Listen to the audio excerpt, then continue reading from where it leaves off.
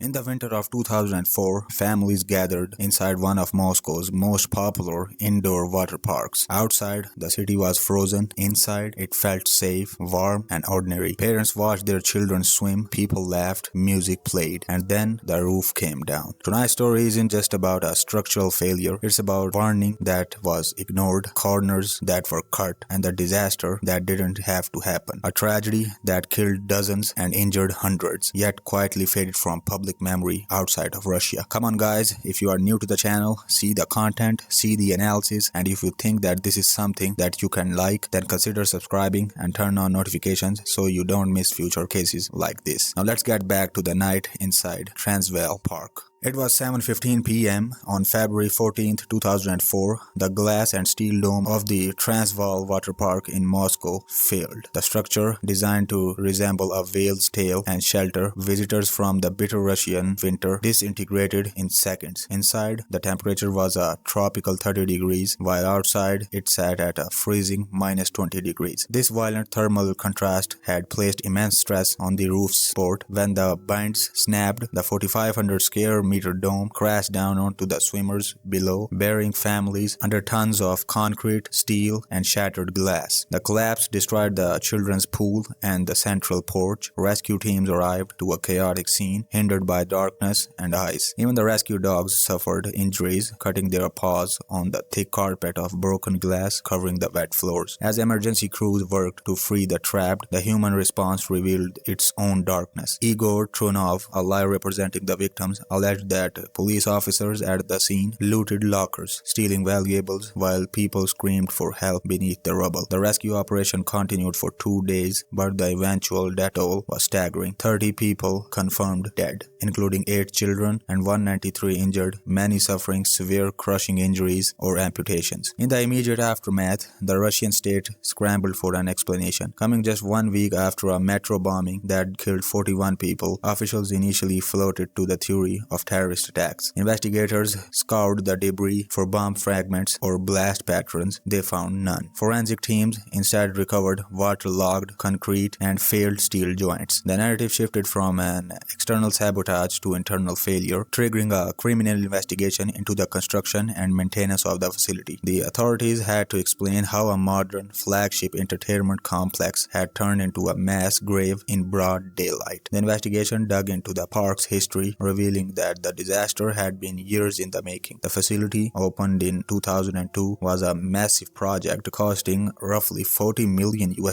funded by ZAO European Technologies, Suburbank, and Turkish firm Kojak Inşaat. The lead design firm, Sergey Kiselev and Partners, was prestigious, known for government buildings, yet the inspection of the ruins uncovered glaring discrepancies between the blueprints and the reality. The design called for a foundation 4 meter deep, but the crews found it was only 2 meter deep, half the necessary depth to support the weight of the dome. Material substitutions had compromised the structure further. The roof was specified to be built with lightweight aluminium to reduce the load. Instead, the builders used heavy, moisture-absorbing concrete. The critical load-bearing fasteners were found to be cheap cast iron rather than the required high-strength steel. These decisions appeared driven by cost-cutting at every level. Furthermore, the ventilation system, designed to maintain humidity and temperature fluctuations, were never turned on, allowing corrosive moisture to weaken the steel joints unchecked. Negligence had plagued the park long before the roof fell. The facility often hosted up to 8,000 visitors daily, despite having an official capacity of 2,000. Safety protocols were virtually non-existent. Helmets and life jackets were not provided. Lifeguards were understaffed. Alcohol sales were unrestricted. This culture of impunity had already claimed lives prior to the collapse. A Turkish worker had drowned while testing the cyclone slide, and famous stuntman Valery Sapien died after hitting his head. A third man choked on his own vomit. These incidents were ignored, treated as the cost of doing business in a venue where safety permits were expensive but life was cheap. The legal aftermath of the collapse focused on 2 primary targets: Nodar Kancheli, the park's architect, and Anatoly Vorin, the head of the Moscow State Expertise Agency that approved the design. Prosecutors argued that their negligence directly led to the catastrophe. However, the Russian judicial system delivered a verdict that shocked the survivors and families of the victims. In 2006, charges against Vorin were dropped entirely. Konchely, who faced a potential prison sentence, received a full amnesty because he was 68 years old. No one served time for the deaths of 30 people, and no significant penalties were imposed against the